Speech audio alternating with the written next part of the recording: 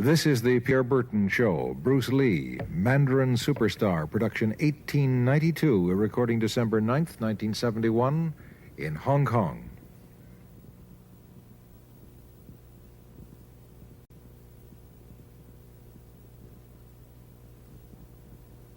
Bruce Lee faces a real dilemma. He's on the verge of stardom in the United States with a projected TV series on the horizon, but he's just achieved superstardom as a film actor here in Hong Kong. So what does he choose, the East or the West? It's a kind of problem most budding movie actors would welcome. It's the Pierre Berton Show, the program that comes to you from the major capitals of the world. This edition comes to you from Hong Kong. And Pierre's guest is the man who taught karate, judo, and Chinese boxing to James Garner, Steve McQueen, Lee Marvin, and James Coburn. The newest Mandarin superstar, known in the West for his appearances in Batman, The Green Hornet, Ironside, and Longstreet. His name is Bruce Lee, and he doesn't even speak Mandarin. And here's Pierre. Well, how can you play in Mandarin movies if you don't even speak Mandarin? How do you do that? Well, first of all, I speak only Cantonese. Yeah. So, I mean, there is quite a difference as far as pronunciation and things like that go. So somebody else's voice is used, right? For Definitely, definitely. You just make the words. Doesn't that sound strange when you go to the movies, especially in Hong Kong, in your own town, and you see yourself with somebody else's voice? Well, not really, you see, because most of the Mandarin pictures done here are dubbed anyway. They're dubbed anyway? Anyway, I mean, disregard. I mean, they shoot without sound. So it doesn't, make any difference. Your lips never quite make the right words, do they? Well, that's where the difficulty lies, you see. I mean, in order to, because the Cantonese have a different way of saying things, different from the Mandarin. Yeah. So I have to find, something similar to that and keep a kind of a feeling going behind that. Something that matching the Mandarin deal. Like the Does old it sound silent days. complicated? Like the old silent days. But I gather in the movies made here, the dialogue is pretty stilted anyway. Yeah, I agree with you. I mean, see, to me, a motion picture is motion. Yeah. I mean, you got to keep the dialogue down to the minimum. Did you look at many Mandarin movies before you started playing in the first one? Yes. What did you think of them when you saw them? Quality-wise, I mean, I have to admit that it's not quite up to the standard. However, it is growing, and it is getting higher and higher and going toward that standard, that what I would term quality. They say the secret of your success in that movie, The Big Boss, which was such a success, you rocketed you to stardom in Asia, was that you did your own fighting. As an expert in the various martial arts in China, what did you think of the fighting that you saw in the movies that you studied before you became a star? Well, I mean, definitely in the beginning, I had no intention or whatsoever that what I was practicing and what I'm still practicing now would lead to this to begin with. But martial art has a very, very deep meaning as far as my life is concerned, because as an actor, as a martial artist, as a human being, all these I have learned from martial art. Maybe for our audience who doesn't know what it means, you might explain exactly what you mean by martial art. Right. Martial art include all the combative arts like karate or karate, judo, Chinese kung fu or Chinese boxing, whatever you call it. All those. You see, like Aikido, Korean, I can go on and on and on. But it's a combative form of fighting. I mean, it's not, some of them became sport, but some of them are still not. I mean, they use, for instance, kicking to the groin, jabbing fingers at the eyes, and things like that. No wonder you're successful in the Chinese movies are full of this kind of action anyway. They needed a guy like you could... Violence, man. So you didn't have to use a double when you moved into the motion picture world here. You did it all yourself. Right. Can you break 5 or 6 pieces of wood with your hand or your foot? I'll probably break my hand and foot. But tell me a little bit... you set up a school in Hollywood, didn't you, for people like James Garner and Steve McQueen and the others? Yes. Why would they want to learn Chinese martial art? Because of a movie role? Not really. I mean, most of them, you see, to me, at least the way that when I teach it, all type of knowledge ultimately means self-knowledge. Mm-hmm. So therefore, they're coming in to, and ask me to teach them not so much of how to defend themselves or how to do somebody in. Rather, they want to learn to express themselves through some movement, be it anger, be it determination, or whatsoever. So in other words, what I'm saying, therefore, is that he is paying me to show him in combative form the art of expressing the human body. Which is acting, in a sense, isn't it? Well... Or it would be useful, too, for an actor to have. It's... it might sound too philosophical, but it's acting, or acting, unacting, if you... You've lost me. I have, right? So what I'm saying, actually, you see, it's a combination of both. Here it is the natural instinct, and here is control. You are to combine the two in harmony. Not, if you have one to the extreme, you will be very unscientific. If you have another to the extreme, you become all of a sudden a mechanical man, no longer a human being. So it is a successful combination of both. So therefore, it is not only, it's not pure naturalness or unnaturalness. The ideal is unnatural naturalness or natural unnaturalness. Yin yang, eh? Right, man, that's it. Yeah, one of your students, James Coburn, played in a movie called Iron Man Flint, in which he used karate. Is that what he learned from you? He learned it after. Oh, after, he went yeah. After he played in Iron Man Flint. Right. You see, actually, I do not teach, karate because I do not believe in styles anymore. I do not believe that there is such thing as like Chinese way of fighting or the Japanese way of fighting or whatever way of fighting, because unless human beings have 3 arms and 4 legs, we will have a different form of fighting. But basically, we have only 2 hands and 2 feet. So styles tends to not only separate man, because they have their own doctrines, and then the doctrine became the gospel truth, that you cannot change, But if you do not have styles, if you just say, well, here I am, as a human being, how can I express myself totally and completely? Now, that way, you won't create a style, because style is a crystallization, that way, it's a process of continuing growth. You talk about Chinese boxing. How does it differ from, say, our kind of boxing? Well, first, we use the feet. That's and then start. We use the elbow. And you use the thumb, too? You name it, man. We use it all. You have to, you see, because, that is the expression of the human body. Everything, not just the hand.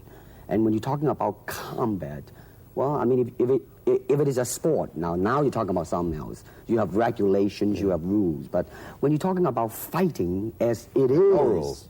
With no rules. Not real fighting. Well, then, baby, you better train every part of your body. And when you do punch, now I'm leaning forward a little bit, hoping not to hurt any camera angle. Yeah. You got to put the whole hip into it and snap it and get all your energy in there and make this into a weapon. I don't want to tangle you in any dark that right now. You anyway. Came at me pretty fast there. What is the difference between Chinese boxing and what we see these young men doing at 8 o'clock every morning on the rooftops in the parks called shadow boxing, which they're always... Well, actually, you see, that is part of Chinese boxing. It is. There are so many schools. Everybody schools. here seems to be, going like this all the time. Well, that's good. I'm very glad. I'm very glad to see that, because at least somebody is caring for their own body, right? Yeah. That's a good sign. Well, it's a kind of a slow form of exercise, which is called Tai Chi Chuan. I'm speaking Mandarin just now. Yeah. Cantonese, Tai Chi Chuan, okay? I see. And it's more of an exercise for the elderly, not so much for the young. Give me a demonstration. Show me. Can you do a little bit of it? Just so the hand-wise is very slow. Oh, is it? and you push it out, but all the time you are keeping the continuity going, bending, stretching, everything. You know, suppose, you know, I mean, you just keep it moving. It's like a ballet dancer there. Yeah, it is. I mean, to them, you see, the idea is running water never grows stale. So you got to just keep on flowing. Of all your students, famous, James Garner, Steve McQueen, Lee Marvin, James Coburn, Roman Polanski, which was the best, who adapted best to this Oriental form of exercise and defense? Well, depending, okay? Now, as a fighter, Steve McQueen, now, he is good in that department because that son of a gun got the toughness in him. Yeah. I mean, see it on the screen. I mean, he would say, all right, baby, here I am, man. Mm-hmm. You know, and he'll do it. Yeah. Now, James Coburn is a peace-loving man. Yeah, I met him. Right? I mean, Yeah. you've met him. I mean, he's really, really nice. I mean, Yeah. super mellow and all that. I mean, Yes. you know, I mean, now, he appreciates the philosophical part of it. Therefore, his understanding of it is deeper than Steve. So it's really hard to say. You see what I'm saying now?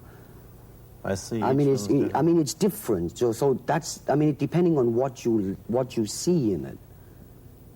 Interesting that we don't, in our world, and haven't since the days of the Greeks who did, combine philosophy and art with sport. But quite clearly, the Oriental attitude is that the three are facets of the same things. Man, listen, you see, really, to me, okay, to me, ultimately, martial art means honestly expressing yourself. Now, it is very difficult to do. I mean, it is easy for me to put on a show and be cocky and be flooded with a cocky feeling and then feel like pretty cool and all that. Or I can make all kinds of phony things, you see what I mean, blinded by it. Or I can show you some really fancy movement. But to express oneself honestly, not lying to oneself, and to express myself honestly, now that, my friend, is very hard to do. And you have to train. You have to keep your reflexes so that when you want it, it's there. When you want to move, you're moving.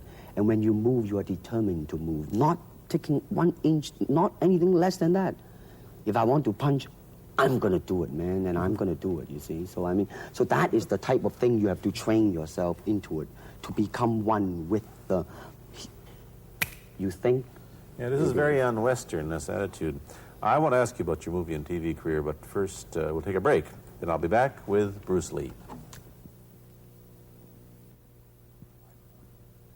I've been talking to Bruce Lee mainly about the Chinese martial arts, which include things like Chinese boxing, karate, and judo, which is what he taught when he was in Hollywood.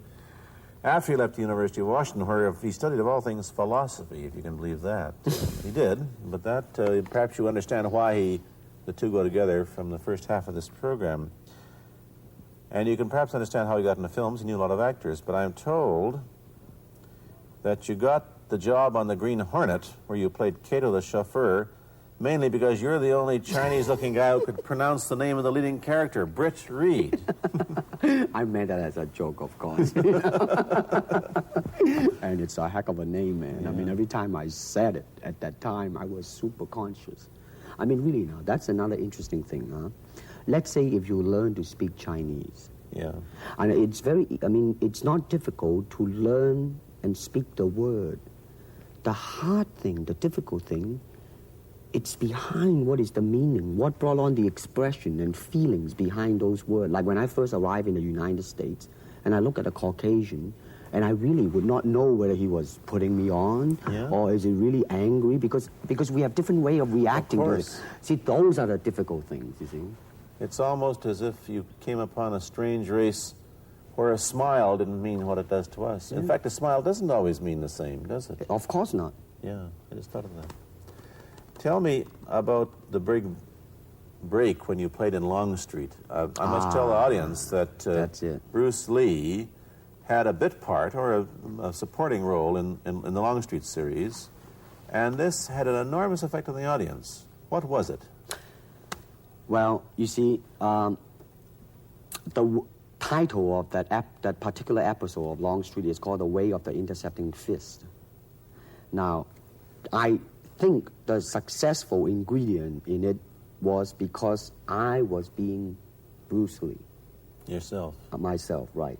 And did that part, just express myself, like I say, honestly express myself at that time. And because of that, I brought, favorable mentioning in like New York Times, which says like the Chinaman, who incidentally came off quite convincingly enough to earn himself a television series, and so on and so on and so forth. Can you remember the lines by Sterling Siliphant, the key lines? He's one of my students, you know that? Was he too? Yes. You've had everybody as your student. But you read, there were some lines that expressed your philosophy. I don't know if you remember them or not. I remember that. I Let's said, hear. this is what it is, okay? You're talking to Longstreet, played by James Francesca. I said, empty your mind. Be formless, shapeless, like water. Now you put water into a cup, it becomes the cup. You put water into a bottle, it becomes the bottle. You put it in a teapot, it becomes the teapot. Now water can flow or it can crash. Be water, my friend. Like that, you see? No, I see. I get the idea. Uh-huh. I get the power behind it. So now, two things have happened. First, there's a pretty good chance that you'll get a TV series in the States called The Warriors, in which you use what, the martial arts in a Western setting? That was the original idea. Now, Yeah. Paramount, I did Longstreet for Paramount, and Paramount wants me to be in a television series. On the other hand, Warner Brother wants me to be in another one, but both of them, I think, they want me to be in a modernized type of a thing. And they think that Western idea is out. But Whereas you would use, you want to do the Western, eh? I want, because you see, I mean, how else can you justify all these punching and kicking and violence except in that period of the West? I mean, in nowadays, I mean, you don't go around on the street kicking people or punching people. Because if you do, that's it. I mean, I don't care how good you are, But this is true also of the Chinese dramas, which are mainly costume dramas. They're all full of blood and gore over here. You mean here? Yeah. Well, unfortunately, you see, I hope that the picture I am in would either explain why the violence was done, whether right or wrong or whatnot. But unfortunately, pictures, most of them here, are done mainly just for the sake of violence. You know what I mean? Like, fighting for 30 minutes, get stabbed 50 times. Well, I'm fascinated. Let me give you your microphone back. I'm fascinated that you came back. I am a martial artist. You came back to Hong Kong on the verge of success in Hollywood and full of it.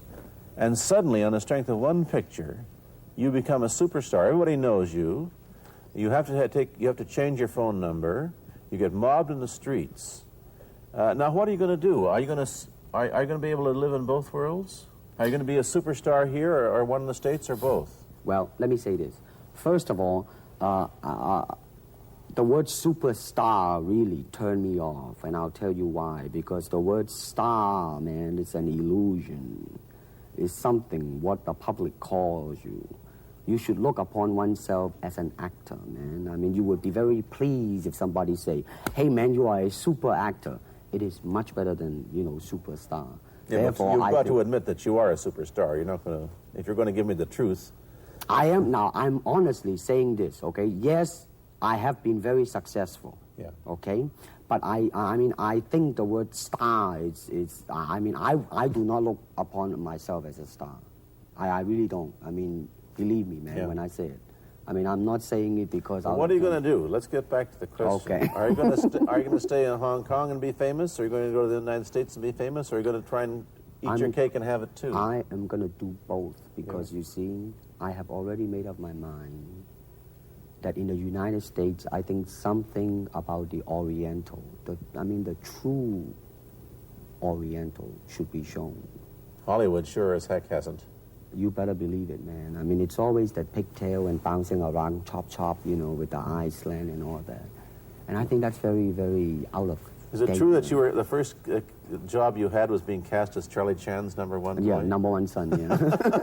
No, They never made the movie. No. They were going to make it into like a new Chinese James Bond type of a thing. Now that, the old man Chan is dead, Charlie is dead, and his son is carrying on. But they didn't do that. No. Batman came along, you see, because and then everything was started to be going into that, that kind of which you were in. But by the way, I did a really terrible job in that, I have to say. Really? You didn't like yourself being I didn't see it. Let me ask you, however, about the problems that you face as a Chinese hero in an American series. Have people come up in the industry and said, well, we don't know how the audience are going to take a non-American? Well, such question has been raised. In fact, it is being discussed, and that is why The Warrior is not going to be on. I see. You see, because unfortunately, such thing does exist in this world, you see, like, I don't know, certain part of the country, right? Where, like, they think that business-wise, it's a risk. And I don't blame them, I mean, in the same way, it's like in Hong Kong, if a foreigner come and became a star, if I were the man with the money, I probably would have my own worry of whether or not the acceptance would be there. But that's all right, because if you honestly express yourself, it doesn't matter, see? Because are you, how about the other side of the coin? Is it possible that you are, you're fairly hip and fairly Americanized. Are you too Western for Oriental audiences, do you think? Oh, man, like, how? I have been criticized for that. You have, eh? Oh, yes, definitely. So. Well, let me say this. When I do the Chinese film, I'll try my best not to be as American as I, have been adjusted to for the last 12 years in the States. But when I go back to the States, it seems to be the other way around. You know what I mean? You're too exotic, eh? Yeah, man. I mean, they're trying to get me to do too many things that are really for the sake of being exotic. You understand what I'm trying to say? Oh, sure. So it's really, I mean, it's... When you live in both worlds, it brings its problems as well as its advantages, and you've got both. Time to go to a commercial. I'll be back in a moment with Bruce Lee. Let me ask you whether the change in attitude on the part of the Nixon administration towards China has helped your chances of starring in an American TV series. Well, first of all, this happened before that. Yeah. But I do think that things of Chinese will be quite interesting for the next few years. I mean, not that I'm politically, inclining toward anything. No, I understand that. I'm just wondering. But I mean, once the opening of China, that it will bring more understanding. Yeah. More things that are, like different, and maybe in the contrast of comparison, some new thing might grow. So therefore, I mean, it's a very rich period to be in. I mean, like, if I were born, let's say, 40 years ago. Yeah. If I have a thought in my mind, I said, boy, I'm going to star in a movie or star in a television series in America. Well, that might be a vague dream, but I think right now, maybe, man. You still think of yourself Chinese, or do you ever think of yourself as North American? You know what I want to think of myself? As a human being. Because, I mean, I don't want to sound like, as Confucius say, but under the sky, under the heaven, man, there is but one family. It just so happened, man, that people are different. Okay, we got to go. Thank you, Bruce Lee, for coming here. Thank you for watching. Thank you. You've been watching Bruce Lee on The Pierre Burton Show, a half-hour program of conversation, opinion, and debate. This is Bernard Cowan speaking.